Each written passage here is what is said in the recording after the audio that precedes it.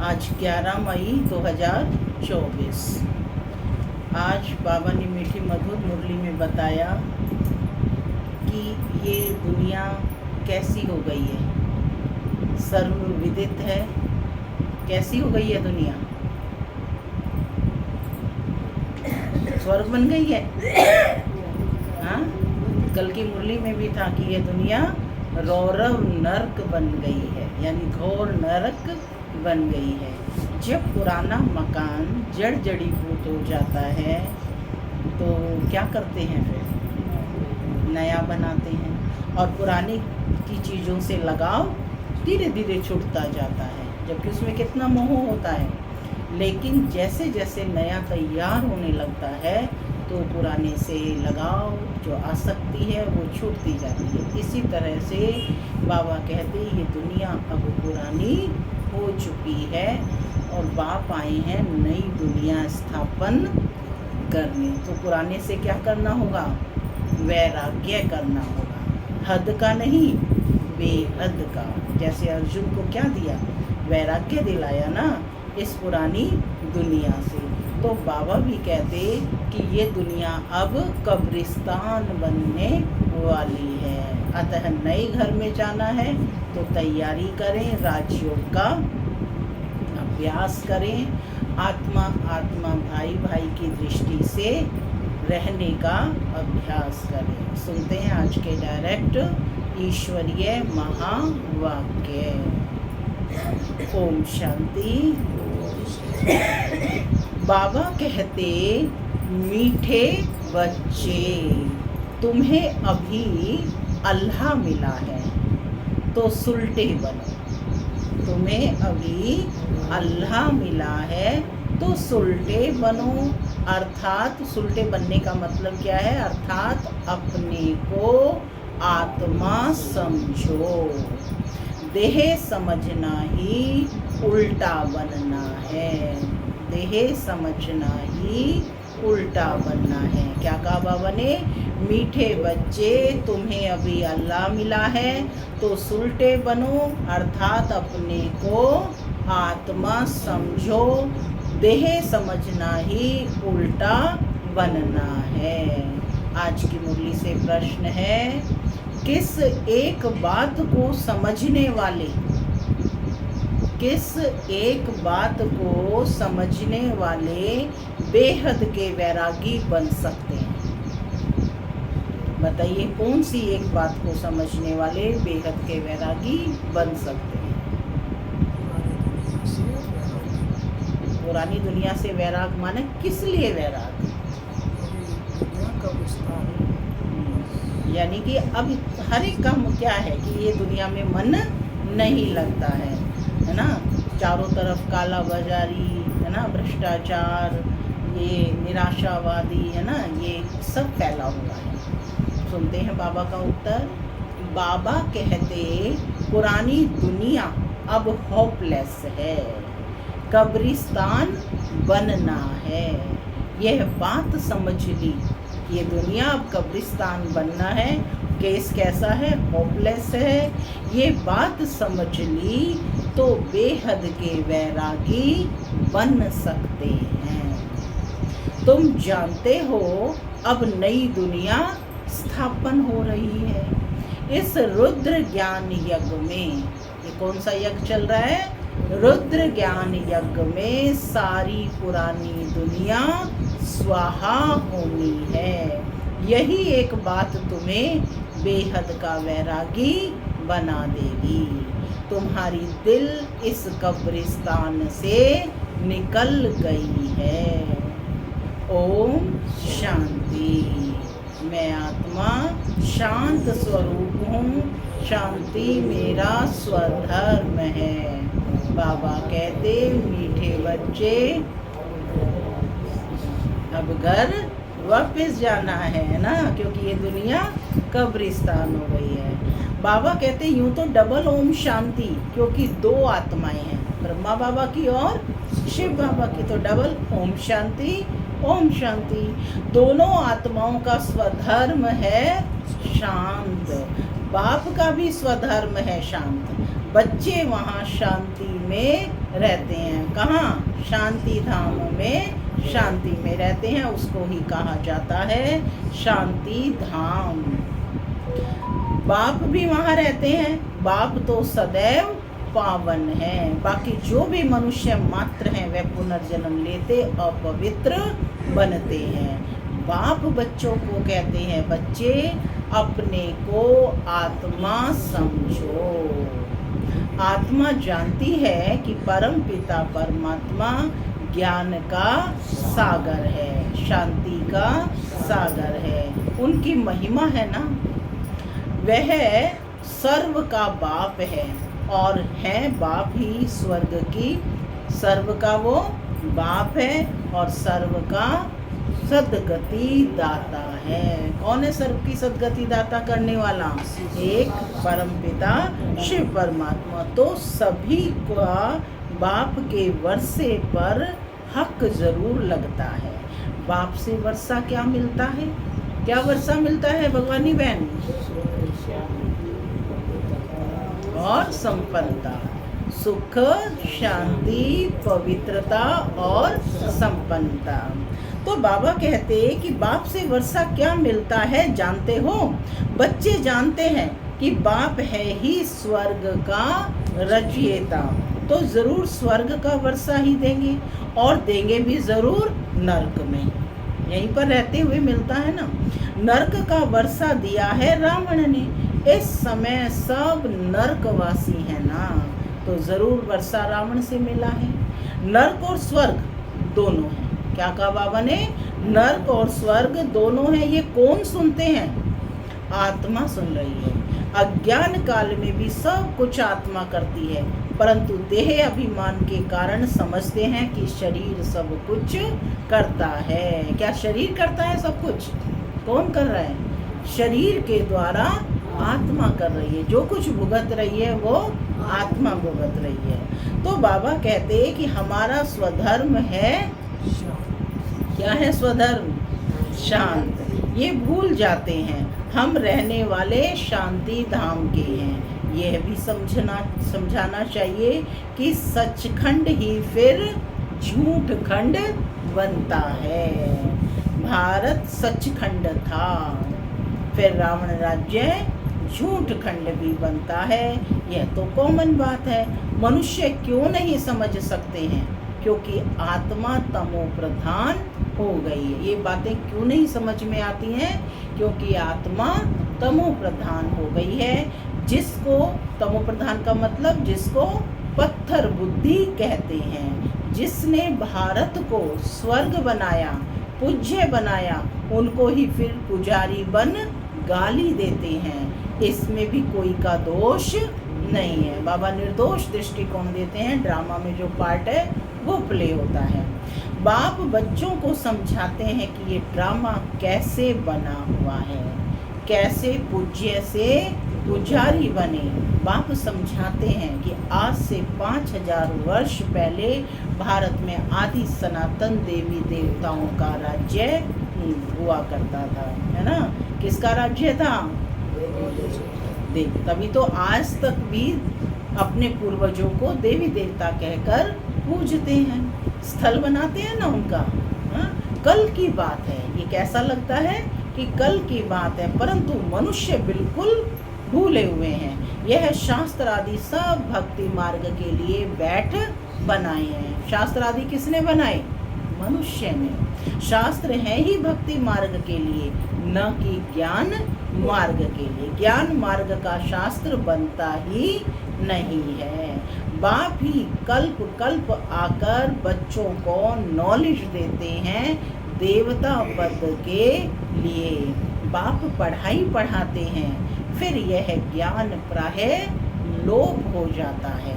सतयुग में कोई शास्त्र होता नहीं, क्योंकि वह तो है ज्ञान मार्ग की प्रारब्ध 21 जन्मों के लिए बेहद के बाप से बेहद का वर्षा मिलता है। पीछे फिर रावण का वर्षा मिलता है अल्पकाल के लिए, जिसको सन्यासी लोग काग विष्टा समान सुख कहते हैं, माने थोड़े समय का सुख। यानी जो विज्ञान आदि से जो सुख मिलता है वो कितने समय का है? थोड़े समय का। दुख ही दुख है, इनका नाम ही है दुख धाम। यदि यहाँ पर पूर्ण सुख है तो फिर नाम दुख धाम क्यों है? कलयुग के पहले है द्वापर, उसको कहेंगे सेमी दुख धाम। यह है फाइनल दुख धाम।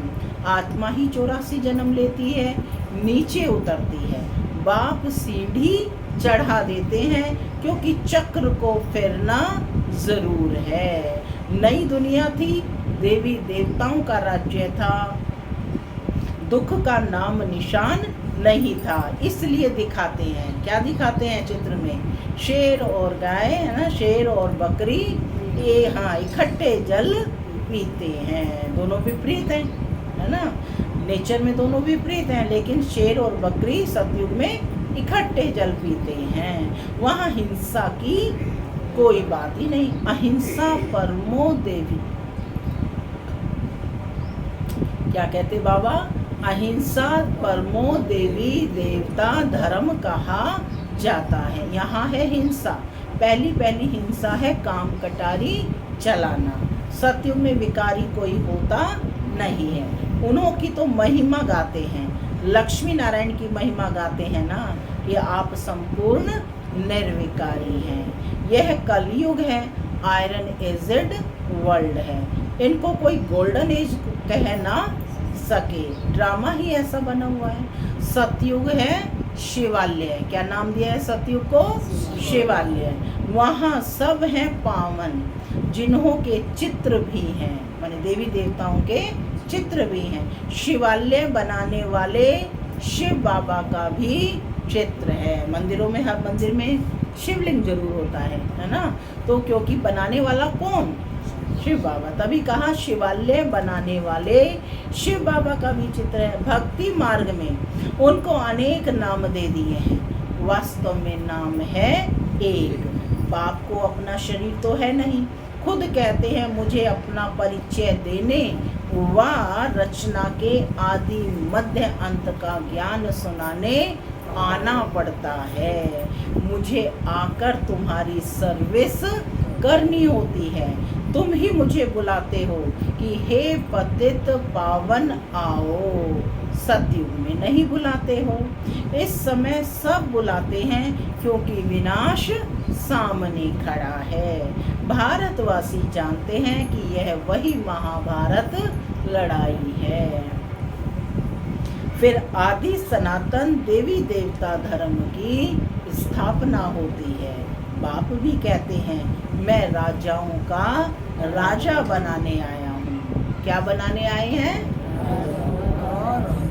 सब मिलकर बोलो, राजाओं का राजा बनाने आया हूँ। आजकल तो महाराजा बादशाह आदि है नहीं, अभी तो प्रजा पर राज्य है। बच्चे समझते हैं कि हम भारतवासी साल्वेंट थे, माने पवित्र थे, हीरे जवाहरातों के महल में थे। नई दुनिया थी, फिर नई ही पुरानी बनी है। हर चीज पुरानी तो होती है, हर चीज पुरानी तो होती ही है। जैसे मकान नया बनाते हैं, फिर आखिरी तो आयु कम होती जाएगी। कहा जाएगा यह नया है, यह आधा पुराना है, यह मध्यम है। हर एक चीज तीनों अवस्थाओं में होती है, सतो रजो तमो होती है। भगवान वाच है ना, भगवान माना भगवान। भगवान किसको कहा जाता है ये भी नहीं जानते हैं। राजा रानी है नहीं, यहाँ है प्रेसिडेंट, प्राइम मिनिस्टर और उनके ढेर मिनिस्टर। सतयुग में है यथा राजा रानी तथा प्रजा। फर्क तो बताया, बाप ने बताया है। सतयुग के जो मालिक हैं उन्हों के मिनिस्टर एडवाइजर होते नहीं, वो सर्वे सर्वा होते हैं, ठीक है ना। आज तो मंत्रणा की जरूरत होती है। मंत्री माना मंत्रणा देने वाला, सलाह देने वाला, क्योंकि खुद सर्वे सर्वा नहीं है। तो इस कारण से बाबा कहते वहाँ कोई दरकार नहीं। इस समय ही शिव बाबा से ताकत प्राप्त कर वह पद पाते हैं। इस समय बाप से ऊंच राय मिलती है, जिससे ऊंच पद पाते हैं। फिर कोई से राय लेंगे नहीं, किसी से भी राय लेने की ज़रूरत नहीं। वहाँ वजीर होते नहीं, वजीर तब होते हैं जब वाम मार्ग में जाते हैं। द्वापर से राजाओं के वजीर होते हैं। अक्ल चट हो जाती है। मूल बात है विकार की। देह अभिमान से ही विकार पैदा होते हैं। उनमें काम है नंबर 1। बाप कहते हैं ये काम महाशत्रु है, उन पर जीत पानी है। बाप ने बहुत बार समझाया है, बच्चे अपने को आत्मा समझो। अच्छे व बुरे संस्कार आत्मा में ही होते हैं। यहाँ ही कर्मों को कूटना होता है। माने हमें अपने सभी कर्मों का फल यही मिलता है। इसी को कहते हैं कर्म कूटना। माने कर्म के फल को प्राप्त करते हैं ना, चाहे वो विकर्म है ना, या सुकर्म है, जो भी है यही प्राप्त करना है। तो अब सारे कर्म क्या बने हैं? विकर्म बने हैं, इसलिए इसको कहा कर्म कूटना। सतयुग में नहीं है, वह है सुख धाम। बाप आकर तुम बच्चों को सुख धाम शांति धाम का वासी बनाते हैं। सतयुग में कर्म क्या होंगे? यहाँ तो कर्म कूटना कहा, सतयुग में कर्म क्या होंगे? 4 दिन पहले मुरली में आया था, कर्म अकर्म होंगे, न्यूट्रल होंगे। वहाँ पर हम प्रारब्ध भुगतेंगे ना। बाप डायरेक्ट आत्माओं से बात करते हैं, सबको कहते हैं आत्मा निश्चय बुद्धि हो बैठो। कौन बैठे हो? सब। हाँ, मैं आत्मा बैठी हूँ, बाबा से मुरली सुन रही हूँ, ये निश्चय होना चाहिए। निश्चय बुद्धि हो बैठो, देह अभिमान छोड़ो। यह देह विनाशी है, तुम आत्मा अविनाशी हो। यह ज्ञान और कोई में है नहीं। ज्ञान का पता न होने के कारण भक्ति को ही ज्ञान समझ लिया है। अब तुम बच्चे समझते हो कि भक्ति अलग है, ज्ञान से तो सद्गति होती है। भक्ति का सुख है अल्पकाल के लिए, क्योंकि पाप आत्मा बन जाते हैं, विकार में चले जाते हैं। अल्पकाल के लिए बेहद का वर्षा मिला, वह पूरा हो गया। अब फिर बाप वर्षा देने आए हैं, जिसमें पवित्रता, सुख, शांति सब मिल जाता है। बच्चे तुम जानते हो, यह पुरानी दुनिया तो कब्रिस्तान बननी ही है। क्या कहा है? ये पुरानी दुनिया तो कब्रिस्तान बननी ही है। कहा था ना अर्जुन को, तू इन्हें मार या ना मार, ये सब काल के ग्रास बनने ही हैं। अब इस कब्रिस्तान से दिल हटाए, परिस्तान यानी नई दुनिया से ममत्व लगाओ। जैसे लौकिक बाप नया मकान बनाते हैं, तो बच्चों का बुद्धि योग पुराने मकान से निकल नए मकान में लग जाता है। ऑफिस में बैठा होगा तो भी बुद्धि में नए मकान में ही होगी। वह है हद की बात। बेहद का बाप तो नई दुनिया स्वर्ग रच रहा है। कहते हैं अब पुरानी दुनिया से संबंध तोड़, एक मुझ बाप से जोड़ो। तुम्हारे लिए नई दुनिया स्वर्ग स्थापन करने आया हूँ। अब यह सारी पुरानी दुनिया इस रुद्र ज्ञान यज्ञ में स्वाहा होनी है। यह सारा झाड़ तमो प्रधान जड़ जड़ीभूत हो गया है, अब फिर नया बनता है। तो बाप समझाते हैं यह है नई दुनिया की बातें। जैसे मनुष्य बीमारी में भी होपलेस हो जाते हैं ना, समझते हैं कि इनका बचना मुश्किल है, वैसे दुनिया भी अब होपलेस है। कब्रिस्तान बनना है, फिर इनको याद क्यों करना चाहिए। यह है बेहद का सन्यास। वह हठयोगी सन्यासी सिर्फ घर बार छोड़ जाते हैं। तुम पुरानी दुनिया का ही सन्यास करते हो। पुरानी दुनिया से नई दुनिया हो जाती है। बाप कहते हैं हम तो ओबीडिएंट सर्वेंट हूँ, मैं बच्चों की सर्विस में आया हूँ। कहाँ से आया है बाप? परम धाम से। हैं कहते मैं बच्चों का ओबीडिएंट सर्वेंट हूँ, मैं बच्चों की सर्विस में आया हूँ, मुझे बुलाया है। बाबा हम पतित बन गए हैं, आप पतित दुनिया और पतित शरीर में आओ। निमंत्रण देखो कैसा देते हैं। पतित बनाने वाला रावण है जिसको जलाते रहते हैं। मैंने बाप को निमंत्रण भी कहाँ दिया? पुरानी दुनिया में आने के लिए, है ना। यह बहुत कड़ा दुश्मन है। जब से यह रावण आया है तुमको आदि मध्य अंत दुख मिला है। विषय सागर में गोते खाते रहते हो। अब बाप कहते हैं विष छोड़ ज्ञान अमृत पियो। काम क्रोध लोभ मोह अहंकार ये सब क्या है? विष हैं। तो बाबा कहते हैं इस विष को छोड़ ज्ञान अमृत पियो। आधा कल्प रावण राज्य में तुम विकारों के कारण कितने दुखी बन गए हो। इतने मत वाले बन जाते हो जो गाली बैठ देते हो, गाली भी इतनी देते हो। कमाल करते हो जो तुमको पावन विश्व का मालिक बनाते हैं, उनको सबसे जास्ती गाली देते हो। क्या गाली दी? कि सर्वव्यापी कहकर उसकी ग्लानि की है। सब में, टिक्कर में, वित्तर में, सब में भगवान को ठोक दिया। तो ये सबसे बड़ी गाली हुई ना। मनुष्यों के लिए तो कहते हैं कि 84 लाख योनियां, और मुझे सर्वव्यापी कह देते हो। यह भी ड्रामा है। फिर भी बाबा निर्दोष दृष्टिकोण देते कि यह भी ड्रामा है। तुमको हंसी में समझाते हैं अच्छे अथवा बुरे संस्कार स्वभाव आत्मा के ही होते हैं। आत्मा कहती है हम 84 जन्म भोगते हैं। आत्मा ही एक शरीर छोड़ दूसरा लेती है। यह भी अभी बाप ने समझाया है।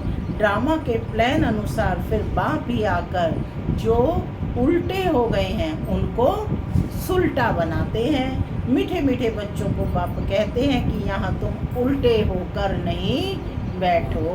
कौन बैठे हो? आत्माएं बैठे हो। अपने को आत्मा समझो। अब तुमको अल्लाह बाप मिला है। कौन है बाप? अल्लाह, है ना। अल्लाह बाप मिला है जो सुलटा बनाते हैं। रावण उल्टा बनाते हैं। फिर सुलटा बनने से तुम सीधे खड़े हो जाते हो। कैसे खड़े हो जाते हो? सीधे। सीधे माना अपने को आत्मा समझने लगते हो। ये एक नाटक है। यह ज्ञान बाप ही बैठ समझाते हैं। भक्ति भक्ति है, ज्ञान ज्ञान है। भक्ति बिल्कुल अलग है। कहते हैं ना कि एक तालाब है जहाँ स्नान करने से परियां बन जाती हैं। फिर कह देते हैं पार्वती को अमर कथा सुनाई। अभी तुम अमर कथा सुन रहे हो तो कौन बैठे हो? सब पार्वतियां हो, चाहे मेल है चाहे फीमेल है। सिर्फ एक पार्वती को अमर कथा सुनाई क्या? पूछ रहे हैं बाबा। क्या एक पार्वती को सुनाई? नहीं ना। यह तो बेहद की बात है। सारी आत्माएं पार्वती हैं। पार्वती माना पार्वतन की रहने वाली। ये आत्मा के लिए कहा है, पार्वतन की रहने वाली। बाबा कहते ये बेहद की बात है। अमर लोक है सतयुग और मृत्यु लोक है कलयुग। इनको कांटों का जंगल कहा जाता है। बाप को जानते ही नहीं। कहते भी हैं परम पिता परमात्मा, हे भगवान, परंतु जानते नहीं। तुम भी नहीं जानते थे। तुमको बाप ने आकर के सुलटा बनाया है। भगवान को अल्लाह कहा जाता है। अल्लाह पढ़ाकर अल्लाह पद देंगे, माने आप समान बनाएंगे। परंतु भगवान एक है।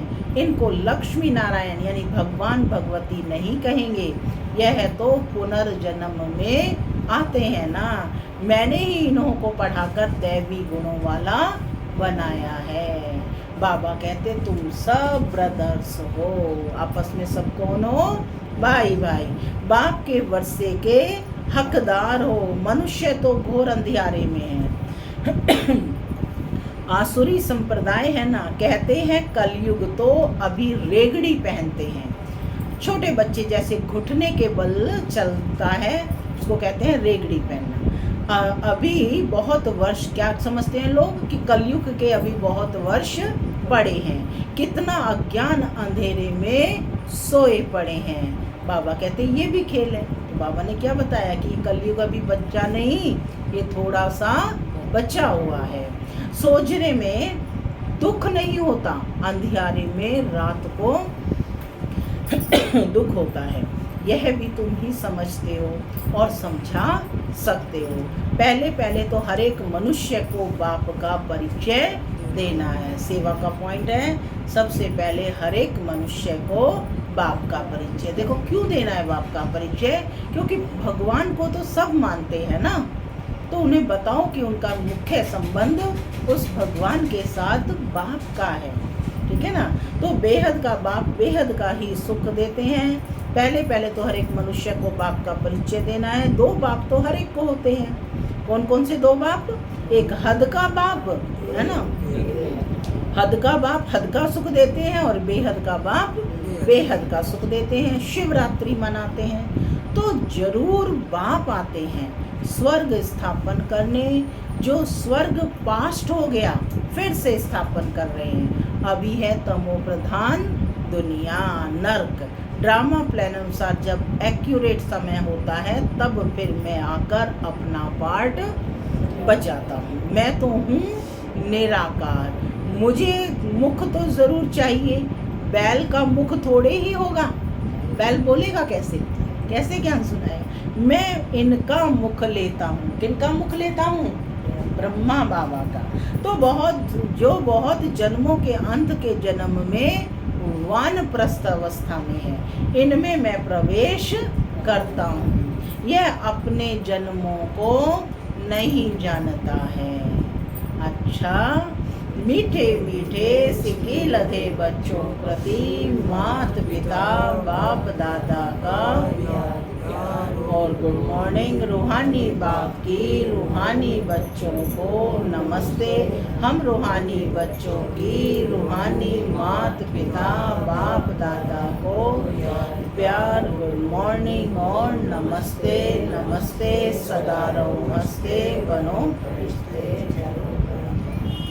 धारणा के लिए मुख्य सार। पहला, जैसे बाप डायरेक्ट आत्माओं से बात करते हैं ऐसे स्वयं को आत्मा निश्चय करना है। इस कब्रिस्तान से ममत्व निकाल देना है। ऐसे संस्कार धारण करने हैं जो कर्म कभी कूटने ना पड़े।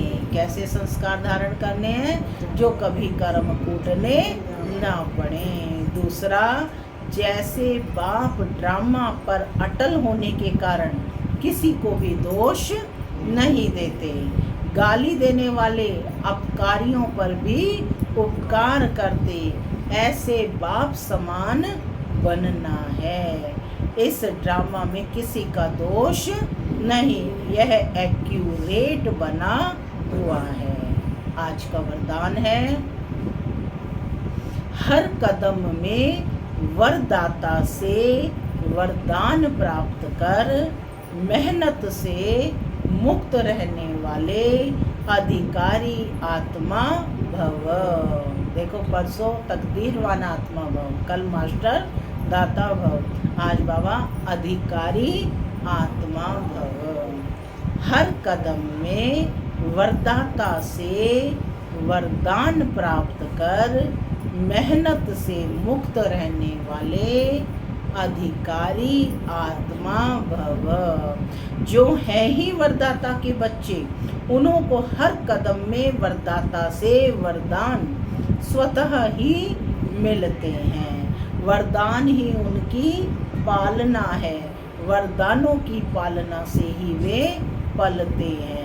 बिना मेहनत के इतनी श्रेष्ठ प्राप्तियां होना, इसे ही वरदान कहा जाता है। वरदान माने जो सहजता से प्राप्त हो जाए। जो तो जन्म जन्म प्राप्ति के अधिकारी बन गए। हर कदम में वरदाता का वरदान मिल रहा है और सदा ही मिलता रहेगा। सदा माने हर कल्प में मिलता रहेगा।